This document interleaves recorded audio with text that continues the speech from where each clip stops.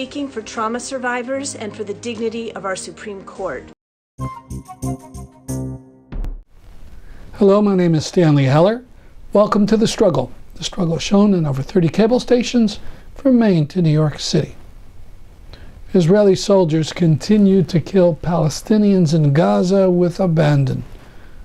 A youth, Ahmed Abu Habel, was killed on October 3rd by a tear gas bomb shot directly into his head. There's actually video, which we will not show, of the tear gas streaming from his head.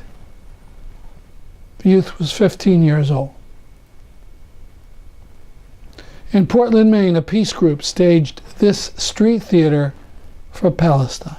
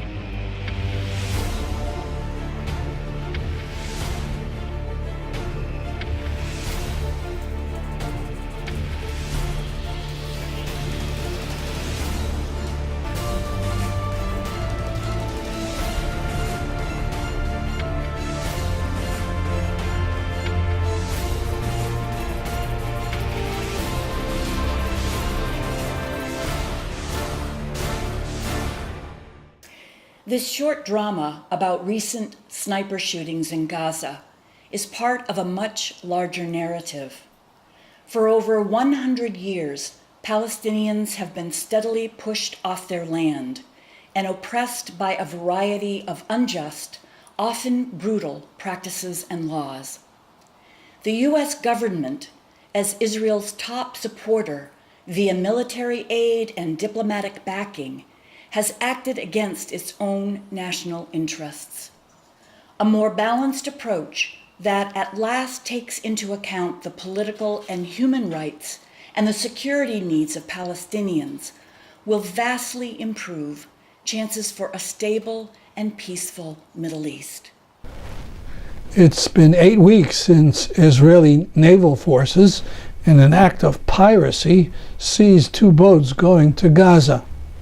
The humanitarian supplies on board were kept by the Israeli forces. They're being held somewhere, or were just outright stolen.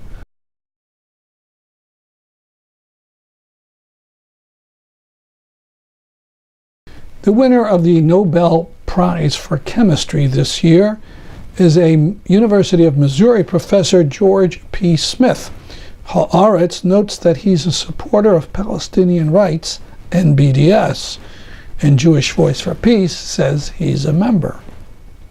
He's listed on the so-called Canary Mission website, a site to help Zionists target human rights activists. By the way, it was revealed in the Jewish newspaper Forward that the prime funder of the Canary Mission was the Jewish Federation of San Francisco. Haaretz writes that the Canary Mission has been controversial since it appeared in mid-2015, drawing comparisons to a McCarthyite blacklist. While some of those listed on the site are prominent activists, others are students who have attended a single event, or even student government representatives suspected of voting for resolutions critical of Israel. In other Nobel Prize news, Leon Lederman has died. He won the Nobel Prize for Physics in 1988 In 2015, he had to sell his Nobel Prize medal to pay for his medical bills. Only in America.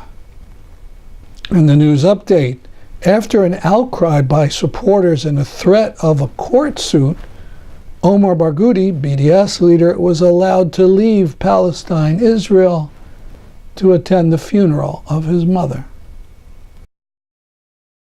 We record on October 5th as the Senate choked off debate on the Kavanuagh nomination. It took place after a so-called FBI investigation where the feds didn't even interview 2 of the 3 accusers. The investigation has been rightly called a sham. Tomorrow, Kavanuagh will be confirmed. There was a call on October 4th for a day of demonstration and walkout to show opposition to Kavanuagh. These are photos from Washington.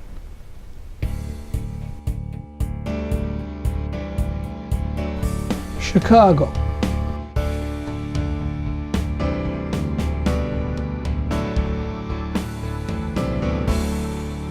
And Burlington, Vermont. The New York Times reported that 2,400 law professors said that Kavanuagh should not become a justice. This is a bulletin board outside Yale University, missing its usual blizzard of event notices. Kavanuagh went to Yale and bragged about it in his testimony. And so Yaleys tried to speak back. Several Yale alumni created a letter opposing the Kavanuagh nomination. Within a few days, it had 1,500 Yale alumni signers. The group also created this video. I'm speaking up for women. I'm speaking for trauma survivors and for the dignity of our Supreme Court. I'm speaking up for women, Muslims, immigrants, workers. I'm speaking up for survivors. I'm speaking up for doing the right thing. I'm speaking out because I'm sick of powerful men letting powerful men get away with sexual assault. I'm speaking up for women's rights. For survivors. For my daughter's rights. For justice. For immigrants. For all women's rights. For the integrity of the court. For my daughter's future. For survivors. For judicial temperament. For my students who are survivors. For women. For my daughter's future. For everyone's rights. Say no to Kavanuagh. Say no to Kavanuagh.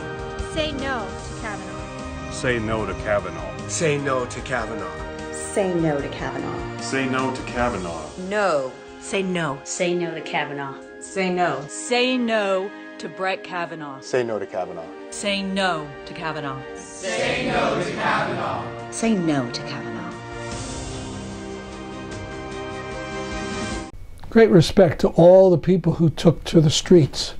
Back to October 1st, New York City, a march of perhaps 3,000 people opposed to the Kavanuagh nomination. Hey, hey! Ho, ho! Kavanuagh has got to go! Hey, hey! Ho, ho! Kavanuagh has got to go! Hey, hey! Ho, ho! Kavanuagh has got to go! Hey, hey! Ho, ho! Kavanuagh has got to go! Hey, hey! Ho, ho! Kavanuagh has got to go! Hey, hey! Like, I guess it's not that big an organization. Kavanuagh has got to go! Hey, hey! Ho, ho! Kavanuagh has got to go! Hey, hey! Ho, ho! Kavanuagh has got to go! Hey, hey! Ho, ho! Kavanuagh has got to go! Hey, hey! Ho, hey, hey! Ho, ho! Kavanuagh has got to go! Hey, hey! Ho, ho! Kavanuagh has got to go! Hey, hey! Ho, ho! Kavanuagh has got to go! Hey, hey! Ho, ho!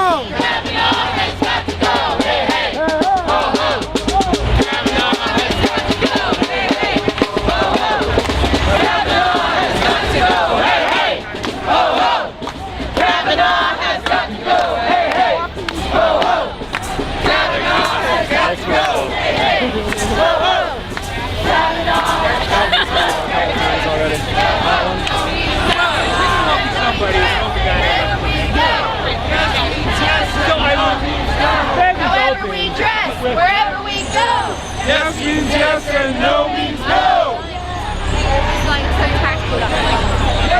Yes and no means no. I think of it.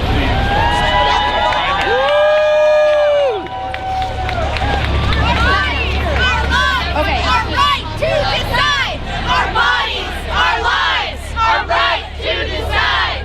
Our bodies, our lives. Our right to decide. Just before the march, this woman gave these stirring comments. Hello, can you hear me? Hello, comrades!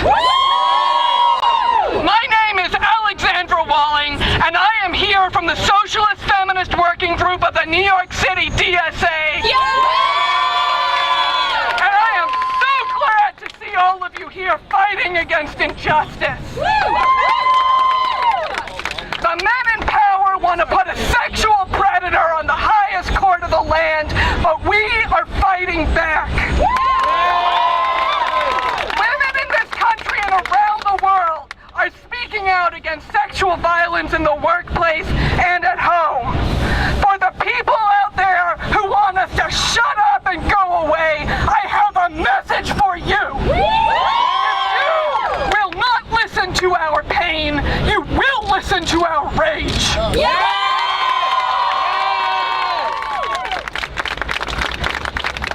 We are angry, but we are going to be wise in our rage. I have heard a lot of people say, put Kavanuagh in jail.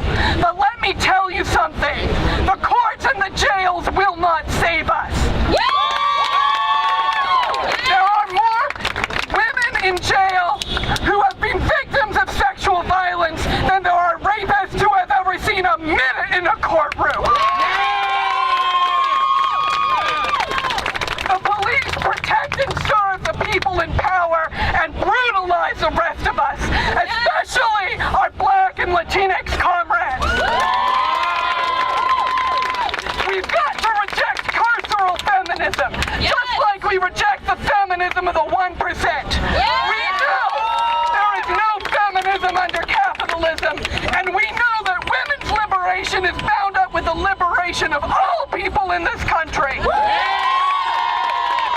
Lots more TSVN video of the march in New York City at thestruggle.org.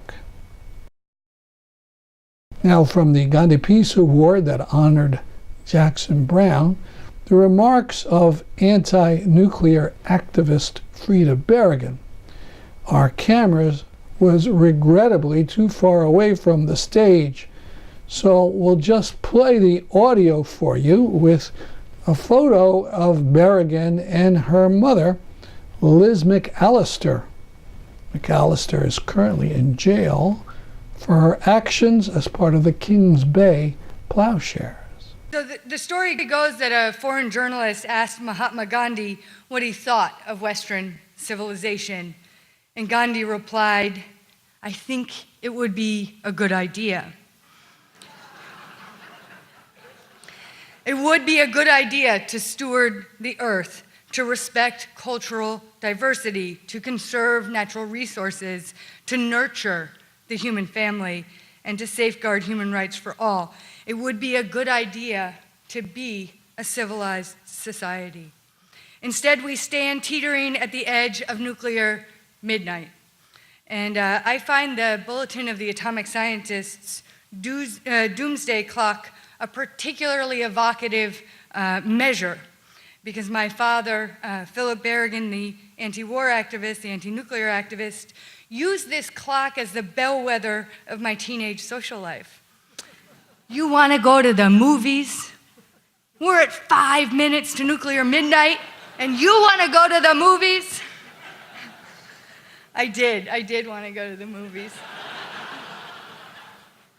But none of us should be going to the movies these days by that metric, right? Because the Bulletin of the Atomic Scientists moved us to 2 minutes to nuclear midnight in January of this year, writing, in 2007, world leaders failed to respond effectively to the looming threats of nuclear war and to climate change, making the world security situation more dangerous than it was a year ago, more dangerous than it has been since World War II. There are some 7,300 nuclear weapons in the hands of the United States and thousands more held by 8 other nations. And you know, some people find the prospect of Trump's very small hands on the nuclear button particularly unsettling. But the capacity to destroy the world and the notion that nuclear war is winnable has made a crazy town of the last 6 decades of U.S. foreign policy. The United States may not have detonated a nuclear weapon, a nuclear warhead as an act of war since 1945, but nuclear weapons explode every day in the way the United States wields economic and military hegemony. Nuclear weapons explode every day in the way federal and state budgets are divided up and how the war system always has the largest slice, leaving the rest of us to divvy up the crumbs. The United States will spend some $1.7 trillion over the next 30 years on nuclear weapons, an inconceivable and unconscionable figure. We spend about $20 billion a year. I say about because the Government Accountability Office found in 2005 that not even the Pentagon knows. Not even the Pentagon knows how much of your money goes to nuclear weapons on an annual basis. There's no budget line within those thick federal budget documents that says nuclear weapons here, right? It's divided up throughout the budget and no one knows, and I don't think that's unintentional. We can see the costs of these inhuman, uncivilized proprieties all over our state, right? All over the state of Connecticut. Connecticut has one of the largest gaps between rich and poor in the country and is deeply dependent on military contracts. Here, nuclear weapons are seen as an engine of economic growth, and corporations like General Dynamics, which runs Electric Boat in my town of New London and in Groton, are lauded as good citizens, even as they eat state and federal tax breaks and manufacture weapons of mass destruction. There is no survival without nuclear disarmament. But most people aren't even thinking about them. They're not on the front page, much less are they resisting them. It's a background issue amid a welter of seemingly more pressing concerns. But just about every issue, if we follow the path, can go back to the devil's bargain that the United States made for nuclear hegemony. Even the mega storm pelting our southern coast has the potential to inundate 6 nuclear power plants. And so our relationship with nuclear power is also in play here. But despite this sort of being a background issue, there are countless people, tonight's awardee included in them, and organizations working to bring nuclear weapons disarmament to the forefront. The International Campaign to Abolish Nuclear Weapons, ICAN, won the Nobel Peace Prize last year for their organizing of a nuclear weapons ban through the United Nations. And of course, now we have John Bolton as our representative there, and the United States is largely out of that, completely out of those negotiating. Many of you in this room are working for nuclear disarmament. And then I want to share a little bit about some friends of mine who are doing this work to support the Kings Bay plowshares. They just finished up a 100-mile walk, kind of ahead of the storm, going from Savannah to Kings Bay, Georgia, to the site of one of the largest collection of Trident submarines in the country. On April 4th of this year, the 50th anniversary of the assassination of Dr. Martin Luther King Jr., Liz McAllister, Steve Kelly, Martha Hennessy, Claire Grady, Patrick O'Neill, New Haven's own Mark Colville, and Carmen Trotta entered the Kings Bay Naval Submarine Base there in Georgia. Carrying hammers and bottles of their own blood, the 7 sought to enact and embody the prophet Isaiah's command to beat swords into plowshares. In doing so, they were upholding the U.S. Constitution through its requirement that we respect international treaties. They were upholding international law through the UN Charter and the Nuremberg Principles. And they were upholding higher moral law regarding the sacredness of all creation. They hoped to draw attention to and to begin to dismantle what Dr. King called the triple evils of racism, militarism, and materialism.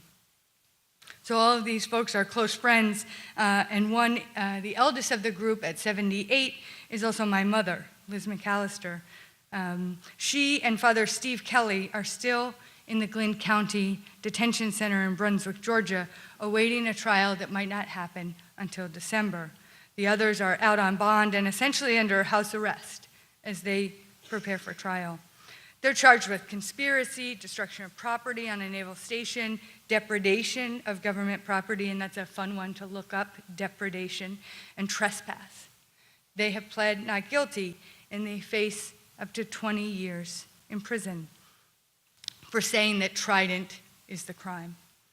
It is the crime, right?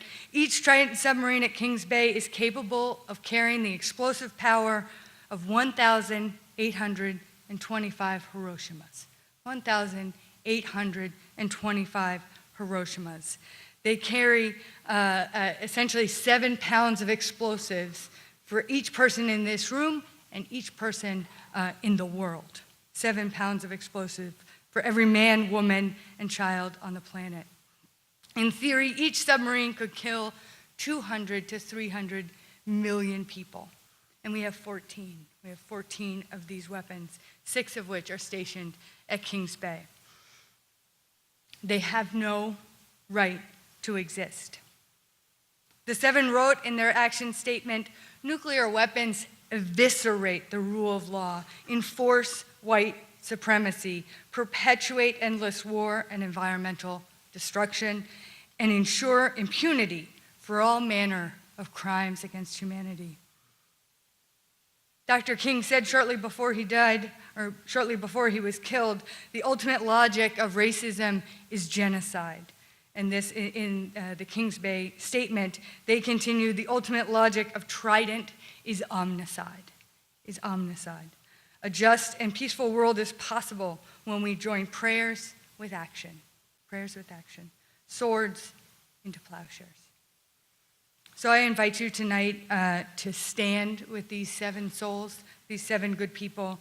I invite you to work to make Western civilization more than Gandhi's good idea. And please continue the work for nuclear disarmament. Our children's future depends on that. Thank you.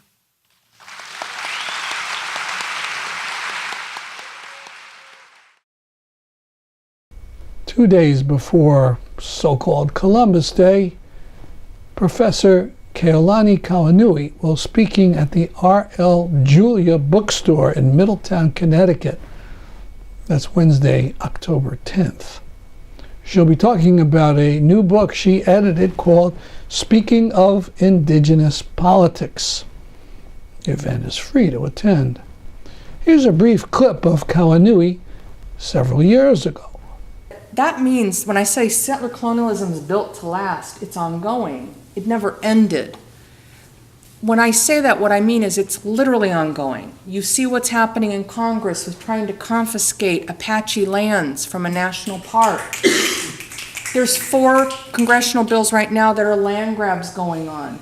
You see what's going on with uranium and coal mining in the Southwest. Look south of the border, all the extractive economies and indigenous peoples resisting the plunder of their lands. The nation states that encompass them are using anti-terrorist laws to jail them and incarcerate them.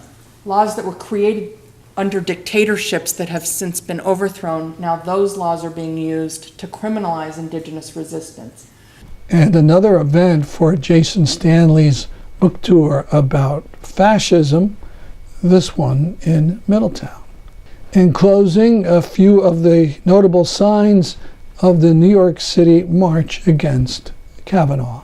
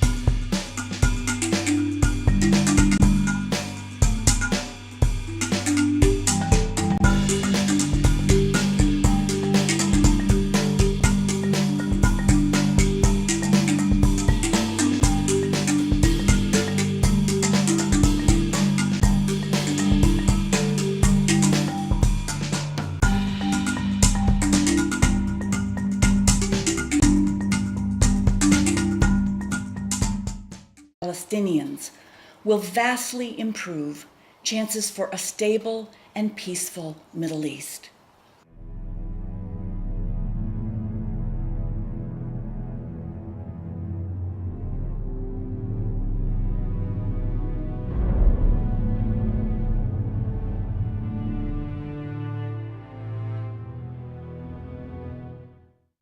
That's our program for today. See you next week. At this time, I'm Stanley Heller for The Struggle.